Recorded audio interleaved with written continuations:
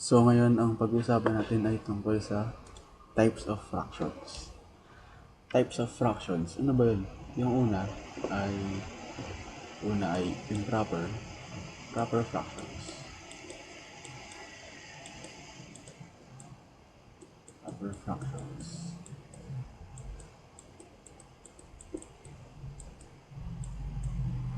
So ano ba ang proper fractions?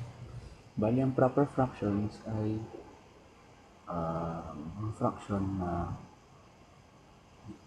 na sumusunod sa tamang itsura.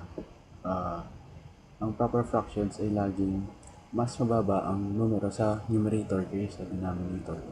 Kunwari, ang 1/2. Yan. Mas mababa ang numerator kaysa sa denominator. Yan. Ang mga proper fractions, tulad din ng 3/4. 3/4, mas mababa ang numerator sa denominator. Ito ang mga fraction na madalas natin nakikita.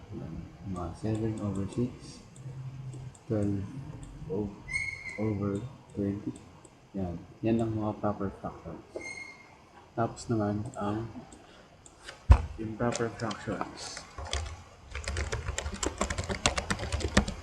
Yan.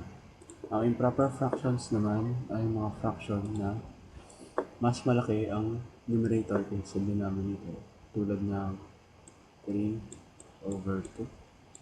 Yan. Tapos 7/4. 5/1. At 12/6. At iba pa. Yan ang mga improper fractions natin. Mas malaki ang numerator kaysa sa denominator. At meron pa tayong isang fraction, ang mixed fraction. Yan. Ang mixed fractions naman ay fraction, improper o proper, na may kasamang whole number sa gilid. Bali, ganito ang itsura niyan. 1/2. Tapos meron siya kasamang 4. Bali, ang pagbasa niyan ay 4 and 1/2. So, yan ang ating improper fractions. 4 and 1/2, 2 and 2/4. 3 and 7/8. Yan. Tapos, 5 and 1/2. Yan ang tinatawag nating mixed fractions. So, ngayon, hindi pwedeng gamitin ang mixed fractions sa pagsusolve. So, ang gagawin natin siyang improper fractions. So, paano yun? Ganito lang. Kunwari, meron tayong 4 and 1/2. Para magawa natin siyang improper fraction, ang gagawin natin ay simple lang. Bale, ito 4 at 2. Gagawin mo 4 times 2. Yan. Bale, 4 times 2, ilan? Equal sa 8. Yan, 8. Tapos, ang gagawin mo, ang numerator na 1, i-add mo. Bale, plus 1. Bali, yan ay 9/2. Ang 4 and 1/2 ay equivalent sa 9/2. Ibig sabihin, parehas lang sila ng mga value. So, iba pang example. 2 and 3/4. Yan. So, gagawin natin para maging proper fraction, multiply ito, 2 at 4.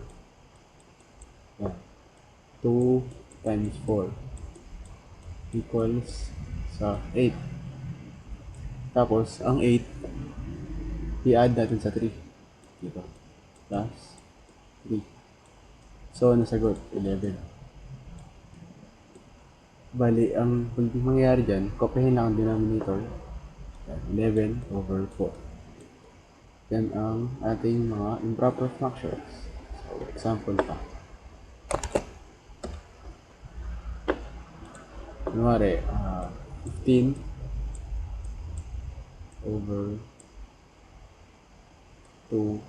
Tapos yung whole number, 5. Yan. Bale, multiply 5 at 2 equals 10 plus 15, 25. Yan. Yan ang ating pag-convert ng fractions.